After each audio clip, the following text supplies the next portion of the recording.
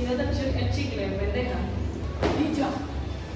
Quítatelo tú también. ¿Cuál? Ah, este con el No, mira. Y yo.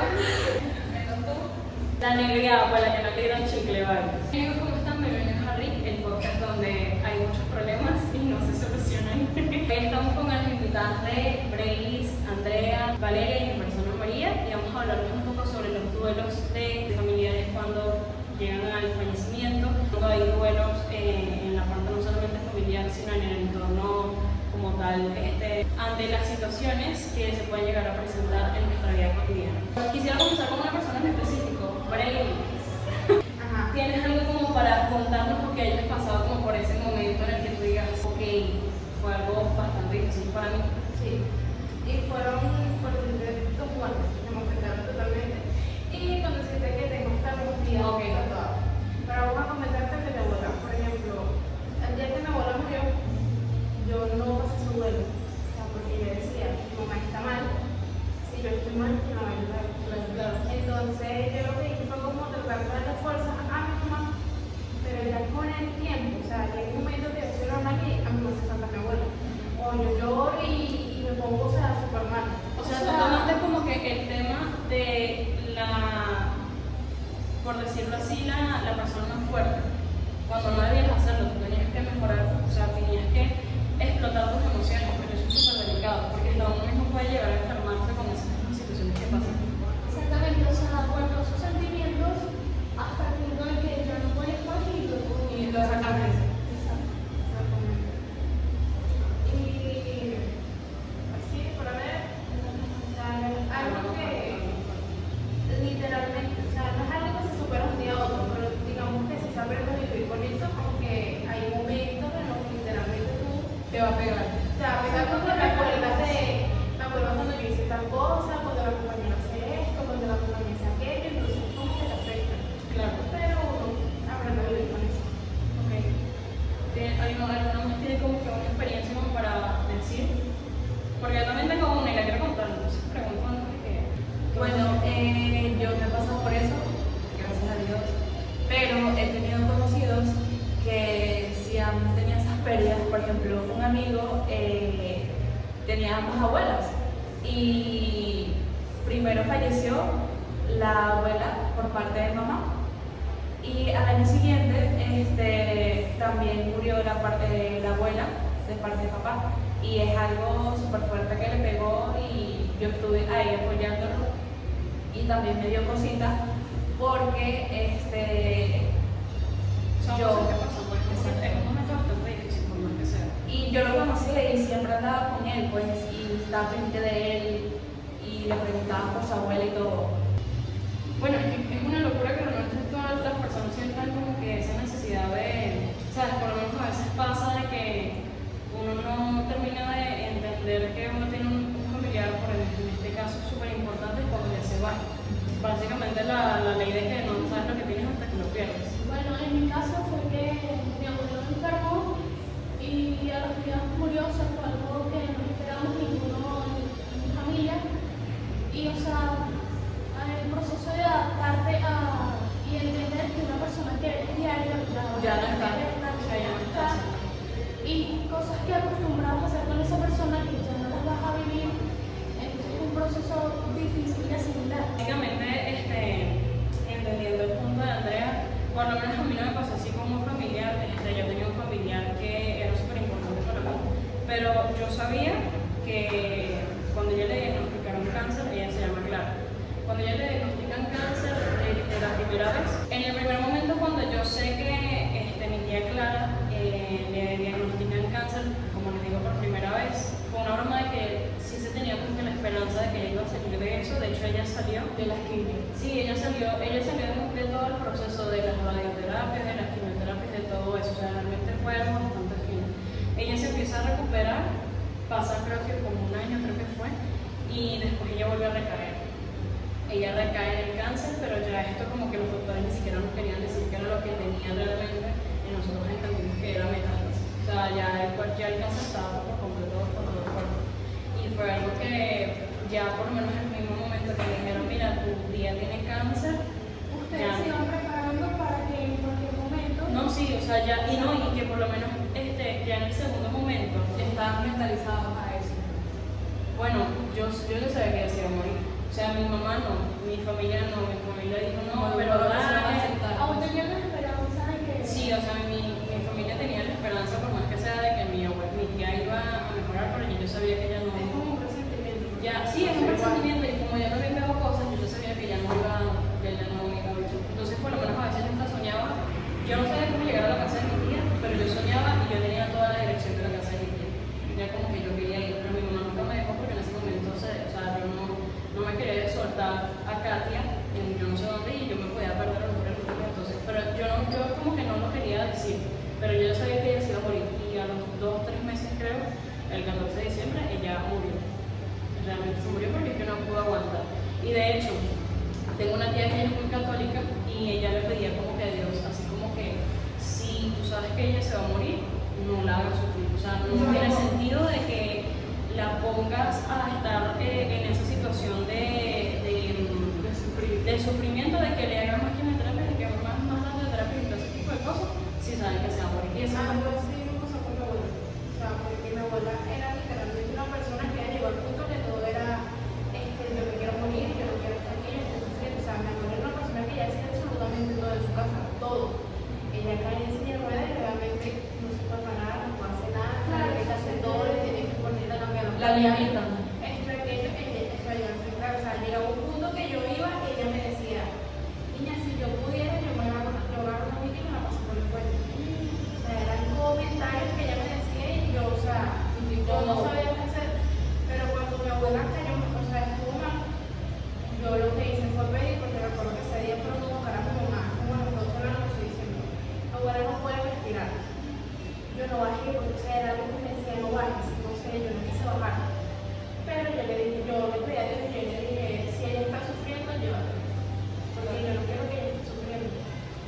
Y mi abuela murió literalmente el 2 de julio. Yo cumplí años el mes siguiente, el 1 de julio. casi tal cual un mes antes. Literalmente, 29, 30 días antes. Y una fecha antes Bueno, de... a mí me pasó fue que justamente cuando estaba en el proceso de que me iban a operar, mi abuelo estaba enfermo, yo tenía una prima que es como hace cosas espirituales, y cuando mi abuelo estaba enfermo, él sabía lo que yo tenía. Bueno, o sea, él sabía que yo tenía algo, pero no exactamente qué, porque cuando a mí me entregaron los resultados de mi biopsia, o sea, a mí me los entregaron un lunes y él falleció un martes. Y a mí me dijeron que tenía cáncer. Entonces, cuando nos entregaron la biopsia, mi tío fue, supongo que habló con él, no sé. Y luego en la madrugada, fallece, pero cuando mi prima estaba como que viendo las auras, algo así, no sé, recuerdo exactamente qué es, le apareció que mi abuelo había dado su vida por mí. O sea, él dijo que él se quería ir, pero que él quería que consiguiera ir conmigo. Okay. Bueno, por lo menos también tengo un caso que ya es externo, que por lo menos ese me sirve como, digamos que ejemplo a seguir, ejemplo a no seguir por la misma situación de todo lo que pasó esta persona que es mi papá.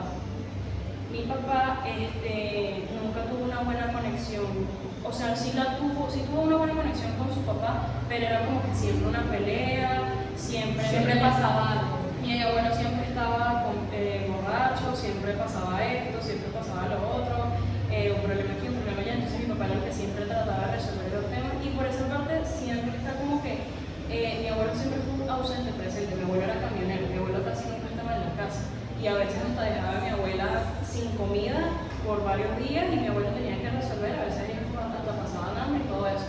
Pero está la cuestión de que mi papá es muy sentimental y a pesar de eso mi papá perdonó a su papá, por decirlo así. Y a mi papá le pegó el doble porque mi bisabuela, que es la mamá de mi abuelo, ella muere por ya un cáncer que se comió casi todo su cuerpo, ya estaba bastante viejita, 97 años. O sea, ya era una broma que se esperaba y bueno, fue delicado, pero a los 15 días mi abuelo muere. Pues se dice que fue un suicidio porque supuestamente él estaba en el camión llevando como que una carga y pasó como por una curva y como que supuestamente se dice, o sea, lo que se presiente, es que estaba quedándose dormido y se cayó en la curva y quedó, o sea, se mató en el camión. Pero lo otro que también se dice es que él se notó porque él también le hizo muchas cosas a su mamá. Entonces, Eso es como el cargo de sí, conciencia. exacto, y que no, por lo menos no pudiste como que quedar bien con tu mamá, ¿sabes? No pudiste sentirte bien, no pudiste decirle, oye mamá, disculpa. Entonces a medida de que mi papá, mi abuelo, se muere, mi papá comienza a tener secuelas de que básicamente no superó a mi abuelo. Él empieza a verlo también en los sueños, porque ¿qué pasa? Mi papá y yo también tenemos como que un cierto don de que vemos ciertas cosas. Entonces mi abuelo lo martiriaba, o sea, lo fastidiaba muchísimo en cuanto a los sueños. Mi papá no podía dormir, mi papá se la pasaba llorando. Hasta que mi tía, que es la hermana de mi papá, tuvo que hacerle como que un trabajo, porque ellos son santeros, para que mi abuelo lo dejara tranquilo. Y una de las cosas que se le dijo, bueno, pero agarra una carta. Y mi papá se intenta matar, es cuando ahí mi tía recurre, por decirlo así, a la brujería, porque como ellos son santeros, empieza a hacer el trabajo que les estaba comentando. Y después mi papá se sintió un poco mejor. Pero mi papá hoy en día, de que han pasado 9 años ya de la muerte de mi abuelo, y mi papá todavía no lo supera. Llega por lo menos una fecha de mi papá, de mi abuelo, o también de mi papá, de que su cumpleaños, el cumpleaños de mi abuelo, el fallecimiento, todo ese tipo de cosas. Mi papá es una norma de que muere ese mismo día, porque es algo que mi papá todavía no lo supera. Y es por lo mismo lo digo, que a veces ese tipo de muertes es bastante persistente en la vida de las personas, porque no te deja hacer muchas cosas.